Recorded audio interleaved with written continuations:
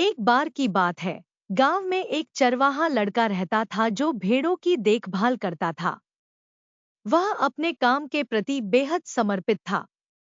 वह प्रतिदिन भेड़बकरियों के झुंड को पहाड़ी की चोटी पर ले जाकर शाम को नीचे ले आता था। लेकिन एक दिन उसे बहुत बोरियत महसूस हुई। मैं बहुत ऊब महसूस कर रहा हूँ।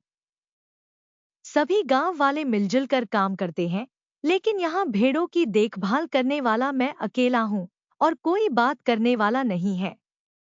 मुझे क्या करना चाहिए? चरवाहे लड़के ने सोचा।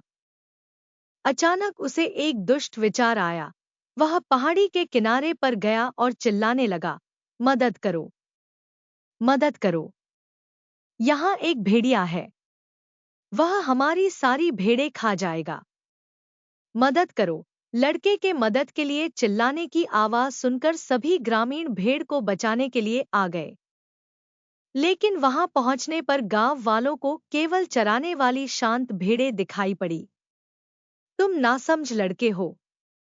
भेड़िया कहाँ है? तुम मदद के लिए चिल्लाते क्यों हो?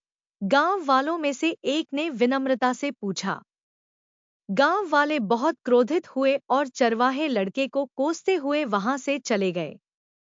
यह बहुत मजेदार है, चरवाहा लड़का हंसा। अगले दिन चरवाहा फिर से भेड़ों को चराने के लिए ले गया और फिर एक बार उसने खुद को पूरी तरह से ऊबा हुआ पाया। चलो उस शरारत को फिर से करते हैं, चरवाहे लड़के ने मन ही मन सोचा। लड़का फिर से पहाड़ी की चोटी पर गया और चिल्लाने लगा, मदद करो, मदद करो। एक भेड़िया है। वह हमारी सारी भेड़ें खा जाएगा। लड़के के रोने की आवाज सुनकर एक बार फिर सभी ग्रामीण भेड़ को बचाने के लिए दौड़ पड़े। एक बार फिर लड़के के बहकावे में आकर वापस आ गए। यह सही नहीं है। आपको इसके लिए एक दिन भुगतान करना होगा, एक बूढ़े आदमी ने कहा।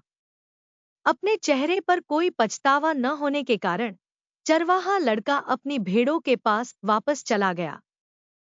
एक दिन जब वह पेड़ के नीचे लेटा हुआ था, जब उसकी भेड़ें चर रही थी, उसने देखा कि कुछ भेड़ें इधर-उधर भाग रही हैं।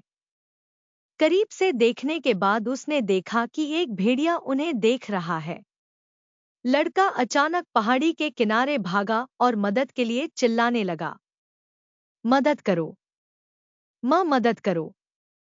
इस बार असली के लिए एक भेड़िया है। वह हमारी सारी भेड़ें खाए जाएगा, लड़के ने चिल्लाया। इस बार गांव वालों ने लड़के की चीख पुकार पर ध्यान नहीं दिया। उनमें से एक ने कहा, चलो उसे छोड़ दें, इस बार भी वह हमारे साथ मजाक कर रहा होगा। लड़का मदद के लिए चिल्लाता रहा लेकिन इस बार कोई नहीं आया। वह बस इतना कर सकता था। वह बस इतना कर सकता था कि वह वहीं खड़ा रहे और अपनी भेड़ों को भेड़िए द्वारा मरते हुए देखे। ओह! मुझे गांव वालों के साथ मजाक नहीं करना था। जब भेड़िया वास्तव में आया तो किसी ने मुझ पर विश्वास नहीं किया। अब मुझे क्या करना चाहिए? मैंने अपनी सारी भेड़ें खो दी हैं, लड़का रोता रहा पर किसी ने भरोसा नहीं किया।